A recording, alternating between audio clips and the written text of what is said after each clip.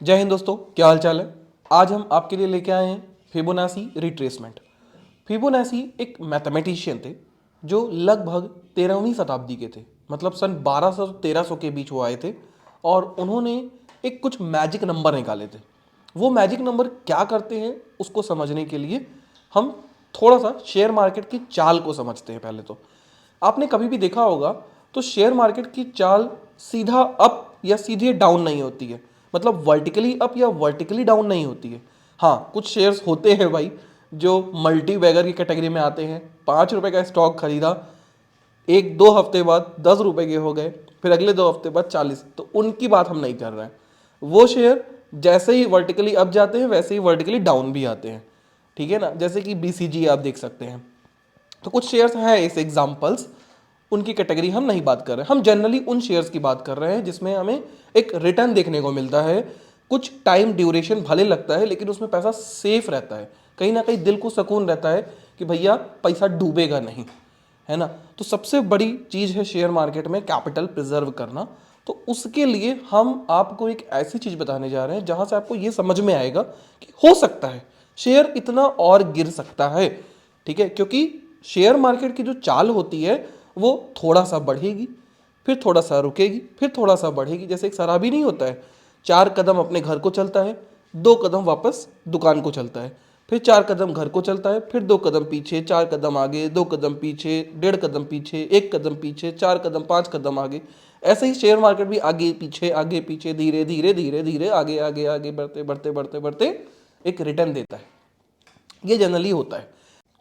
चलिए हम देखते हैं शेयर्स में रिलायंस की चाल देखते हैं जरा सा। तो रिलायंस की चाल अगर आप देखेंगे तो नवंबर में ये भागना शुरू किया, फिर थोड़ा सा रुका, फिर ऊपर गया, फिर रुका, फिर ऊपर गया, फिर रुका, धीरे धीरे ऊपर ऊपर। ऐसे ही जब नीचे गिरता है तो भी पहले थोड़ा सा नीचे गिरा, फिर सितंबर में थोड़ा रिकवर किया, फिर अक्टूबर में थोड़ा और गिरा, फिर नवंबर में और गिरा, नवंबर में रिकवर करना स्टार्ट किया। तो ओवरऑल आप देखेंगे किसी भी शेयर में जो अच्छे शेयर्स हैं उनमें एक डायरेक्शन में स्ट्रिक्टली मोशन नहीं होता है। थोड़ा सा बढ़ेगा, फिर रुकेगा, थोड़ा पीछे जाएगा, फिर आगे जाएगा। अब इस चाल को समझने के लिए हमारे पास कौन सा इंडिकेटर है? तो हमारे पास इस चाल को समझने के लिए सिर्फ एक मैथमेटिशियन ने नंबर दे रखे हैं, फिबोनाची रिट्रेसमेंट और फिबोनाची मैजिक नंबर्स। ये कौन से हैं? चलिए इनकी बात थोड़ी सी शुरू करते हैं। फिबोनाची नंबर 3 नंबर निकल के आते हैं। Number 1 38%, 50% and 62%। ये 3 नंबर ऐसे नंबर होते हैं जिनको मैजिक नंबर भी बोला गया है। 62% को हालांकि 61.8% भी बोलते हैं, लेकिन इनको राउंड ऑफ करके हम जनरली 62% मान लेते हैं। देखिए होता क्या है, मान लीजिए कोई शेयर ए से बी जा रहा है, तो वो ए से बी जाने के बाद में अगर उसको बी से सी जाना है तो वो बी से सी डायरेक्ट नहीं जाएगा। वो हो सकता है पहली कंडीशन 1 तक आए, मतलब लगभग 38% रिट्रेस हो अपने पाथ को, फिर वापस से सी को जाए, एक कंडीशन। दूसरी कंडीशन क्या हो सकती है? दूसरी कंडीशन क्या हो सकती है कि पहले ये वापस से 50% रिट्रेस हो, फिर ये वापस से सी को जाए, ये एक और कंडीशन हो सकती है।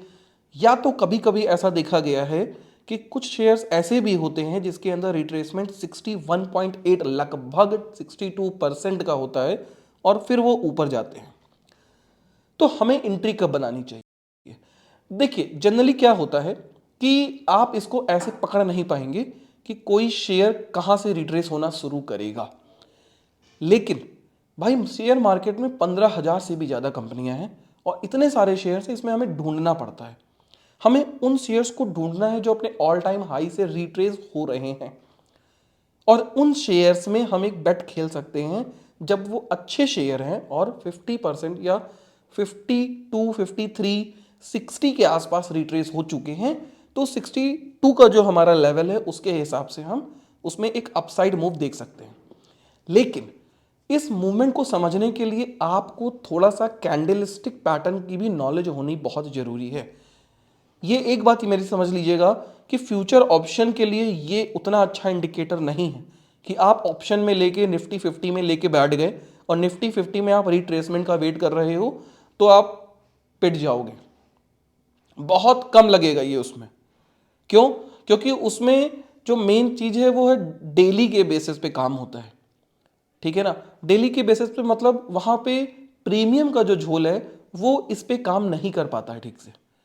यहाँ पे प्रीमियम, जब हम किसी पर्टिकुलर शेयर में बात कर रहे होते हैं तो डायरेक्ट हम प्राइस की बात कर रहे होते हैं, लेकिन जब हम निफ्टी की बात कर रहे होते हैं तो हम वहाँ प्राइस की नहीं बात करते, वहाँ पे हम पॉइंट्स की बात कर रहे होते हैं। मैंने इसको पहले भी डिस्कस किया है कि निफ्टी या बैंक निफ्टी पॉइंट्स पे चलता है, उस पॉइंट्स के बेसिस पे कॉल और पुट के प्राइस होते हैं। तो जितने भी इंडिकेटर्स है वो प्राइस पे लगते हैं, ना कि पॉइंट्स पे लगते हैं। ये बात समझ में आ गई आपको? इसको ध्यान में रखिएगा, ये बहुत काम कीजिए, लिख लीजिएगा कि indicator are not for points, it is only for price, because there should always be a price that says we are wrong. इसका मतलब क्या है? जब यहां मार्केट ए से बी जा रहा था तो जब ये वापस से रिट्रेस हुआ, ए पर पहुंचा, तो ए पे एक ऐसा प्राइस था जो कह रहा था कि मैं गलत हूं, मैं नहीं हूं उसका प्राइस। तो यहां से मार्केट वापस लौट गया। आई बात समझ में? जब मार्केट बी से टू को आया तो टू ने चिल्लाया, अरे भाई मैं इसका प्राइस नहीं हूं, ये मेरा प्राइस नहीं है। तो यहां से मार्केट वापस से लौट गया। तो ये स्टेटमेंट हमेशा याद रखिएगा, there should always be a price that says we are wrong. आई बात समझ में? चलिए, तो हमारे पास यहां से तीन ऐसे पॉइंट मिल गए, 38%, 50% एंड 62%। अब सर सवाल ये उठता है कि रिट्रेसमेंट को लगाया कैसे जाता है, अप्लाई कैसे किया जाता है। तो देखिए, उसके लिए हम आपको लेके चलेंगे मनी कंट्रोल की साइट पे। आप मनी कंट्रोल में देखेंगे, जैसे मान लीजिए आपके सामने रिलायंस का एक शेयर है, तो इंडिकेटर्स में आपको नहीं जाना है। आपके साइट टूल्स में ये तीन लाइंस बनी होंगी, चार लाइन बनी होंगी। इन चार लाइन पे जब आप क्लिक करेंगे तो जब इन चार लाइंस पे जब आप क्लिक करेंगे तो सबसे ऊपर आपको दिखाई देगा फिबोनाची रिट्रेसमेंट। इसको अप्लाई कैसे करना है, इस पे आप दो बार क्लिक कीजिए स्क्रीन पे, या एक बार अगर आप कंप्यूटर से यूज कर रहे हैं या मोबाइल से यूज कर रहे हैं तो दो बार आपको क्लिक करना पड़ेगा। उसके बाद आप इसको खींचिएगा पकड़ के, और ऊपर और नीचे दोनों साइड आप इसको कर सकते हैं। देखिए, अगर प्राइस कहीं से कहीं एक पॉइंट पकड़ लेते हैं, मान लेते हैं कि ये आपको एक प्राइस दिख रहा होगा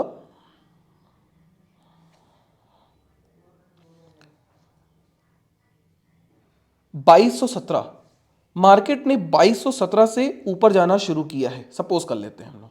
तो हमें इसको कैसे सेट करना है? हम ये जो आप नीचे वाला देख रहे हैं ब्लू पार्ट के हिस्से वाला, इसको रखेंगे 2217 पे, रखा। उसके बाद ऊपर वाले को हम लेके जाएंगे उस प्राइस पॉइंट पे जहां हमें लग रहा है कि ये हाई बना चुका है। तो इसने हाई बना लिया था कहां तक? इसने यहां से रिट्रेसमेंट थोड़ा सा लिया था, तो हमने इस पॉइंट को रखा है 2793 का, ठीक है ना। तो यहां से मार्केट थोड़ा सा गिरा, लेकिन इसने सिर्फ 23% का ही रिट्रेसमेंट लिया और ये वापस से लौट गया। ये जो आप देख रहे हैं, ये जो पॉइंट्स लिखे हुए हैं, ये क्या है? ये पहला पॉइंट तो हो गया 0, ठीक। दूसरा पॉइंट ये जो लिखा है 0.23, इसका मतलब हो गया 23%। इसका मतलब कितना हो गया? 23%, ठीक। इसका मतलब हो गया 38%, इसका मतलब हो गया 50%, और दिस इज 61.8%। 100 से मल्टीप्लाई कर दीजिए, तो यहां पे हमको रिट्रेस उतना देखने को नहीं मिला। अच्छी बात है, ठीक। लेकिन हालांकि हमें तो ये शेयर्स में ढूंढना है ना भाई, तो जब हमें इनको ढूंढना होता है तो हम कैसे काम करते हैं उसको हम समझने की कोशिश करेंगे। देखिए, जैसे कि हम बात करें, सपोज करिए, जैसा कि आप देख पा रहे हैं एक शेयर है महिंद्रा एंड महिंद्रा। इसकी जरा हम बात करते हैं। तो आप इन चार लाइन पे गए, सबसे पहले वाली सेलेक्ट किया फिबोनाची रिट्रेसमेंट, और इसको हम देखते हैं कि कहाँ से बढ़ना शुरू किया था। तो हम मान लेते हैं कि ये हमको दिखाई दे रहा है इस पॉइंट से इसने बढ़ना शुरू किया था, और अब हम इस पॉइंट से इस लाइन को खींचते हुए ऊपर लेके जा रहे हैं। और जब हम इसको ऊपर लेके जा रहे हैं तो हम क्या देखते हैं कि मार्केट ने ये पॉइंट हाईएस्ट बनाया था और यहाँ से मार्केट गिरना शुरू किया था। तो आप देख पाएंगे कि आपको यहाँ क्लियरली दिखाई दे रहा है ये जो पॉइंट है, ठीक है, ये पॉइंट आ रहा है कितने पे? 38.2% पे आ रहा है कि नहीं आ रहा है?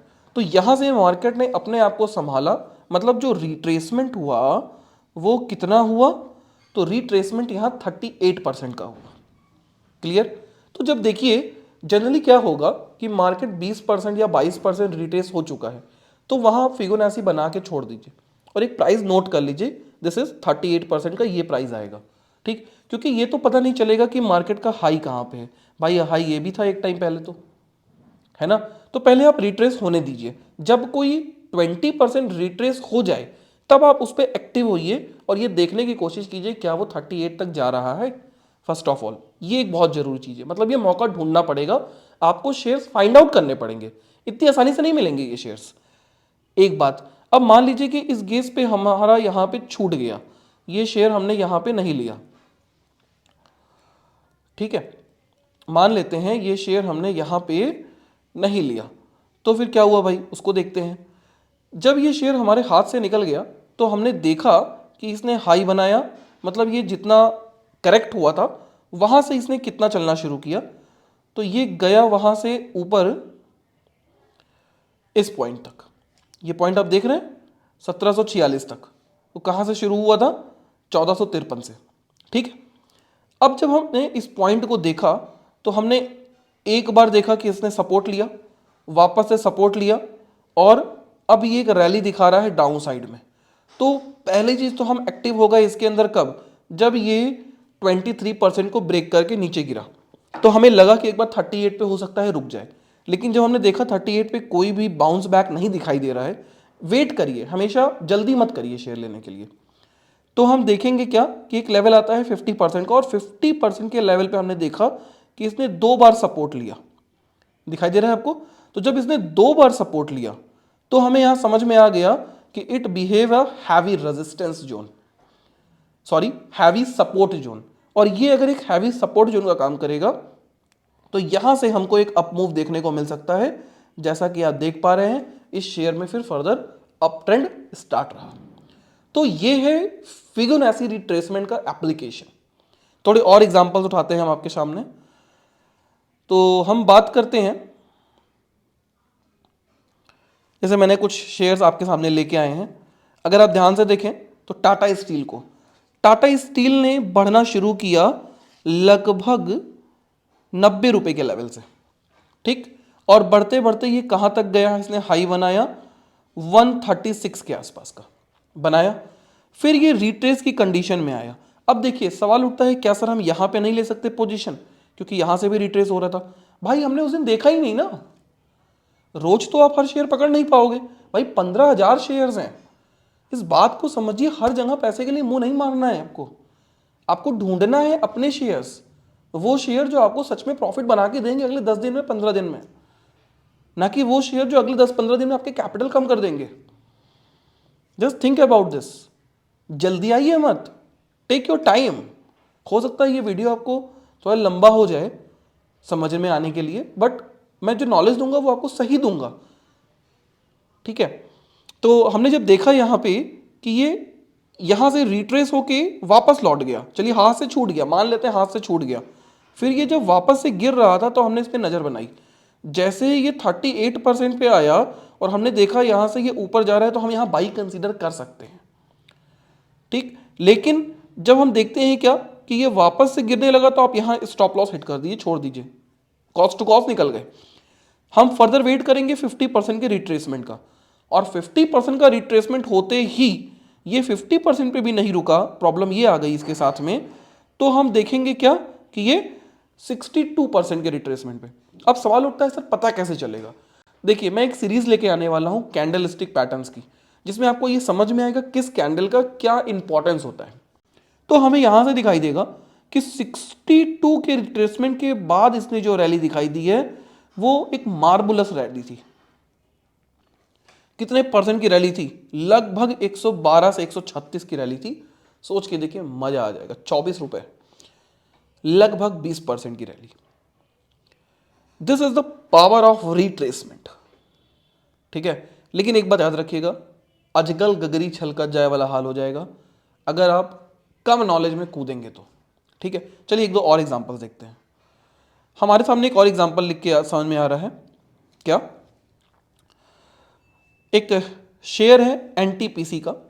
क्या हुआ कि इसने बढ़ना शुरू किया लगभग 160 170 के लेवल के आसपास से, और ये बढ़ते बढ़ते बढ़ते बढ़ते बढ़ते बढ़ते ऊपर नीचे आगे पीछे देखते देखते देखते यहाँ पहुंचा।